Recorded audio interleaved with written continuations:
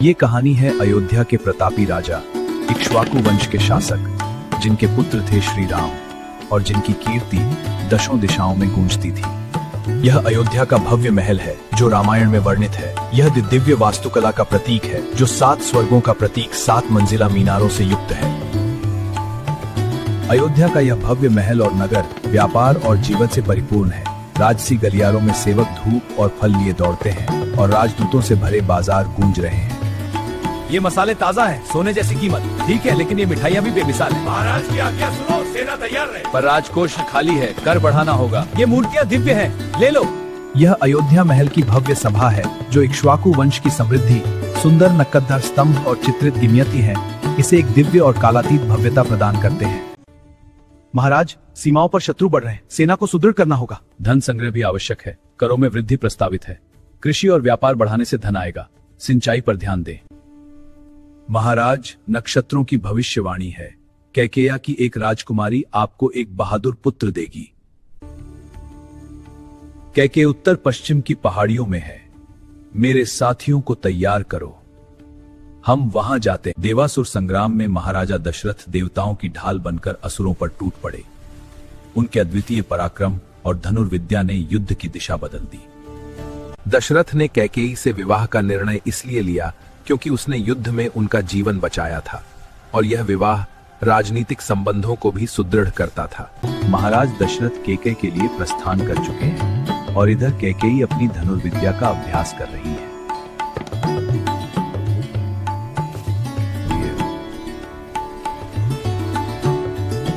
सुस्वागतम।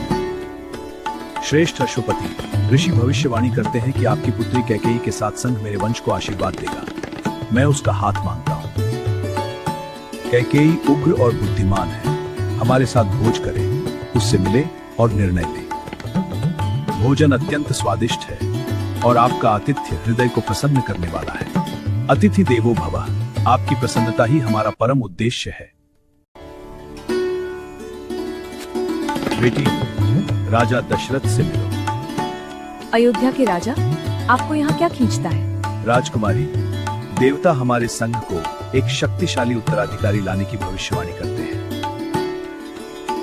क्या आप मेरे राज्य से गठबंधन करेंगी? यदि भाग्य और मेरे पिता सहमत हों तो शायद। मुझे अयोध्या के बारे में बताएं। इक्ष्वाकु वंश, जिसे सूर्य वंश के नाम से भी जाना जाता है, की स्थापना रैवस्वत मनु के पुत्र थे और प्राचीन भारत में कोसल राज्य के पहले राजा माने जाते हैं। राजा इक्ष्वाकु के 100 पुत्र थे, जिसमें सबसे बड़ा विकुक्षी था, जिसने उनका उत्तराधिकार संभाला, जबकि एक अन्य पुत्र निमि ने विदेह राज्य की स्थापना की। राजा सगर ने पृथ्वी जीती और 100 अश्वमेध यज्ञ किए। उनके वंशज भगीरथ ने गंगा को पृथ्वी पर लाया।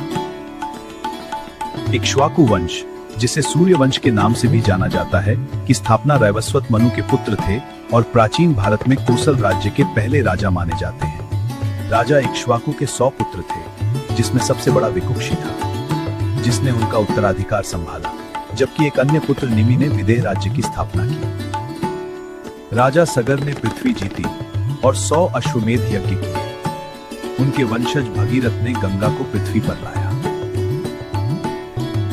मेरे पिता राजा आजा सच्चे वीर थे, जिन्होंने अपनी बहादुरी से माता इंदुमती का दिल जीता और इक्ष्वाकु वंश की महिमा को नई ऊंचाइयों पर पहुंचाया। यह वास्तव में एक श्रेष्ठ युगल है। इस संबंध से मैं परम प्रसन्न हूं।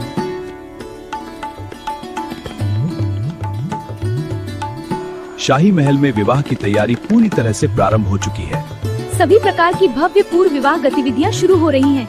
जल्दी करो, संगीत और उत्सव की धूम मच गई है। और इस प्रकार महाराज दशरथ का विवाह कैकेयी से हुआ और आगे चलकर राजकुमारी कैकेयी अयोध्या की महारानी कैकेयी के रूप में जानी गई।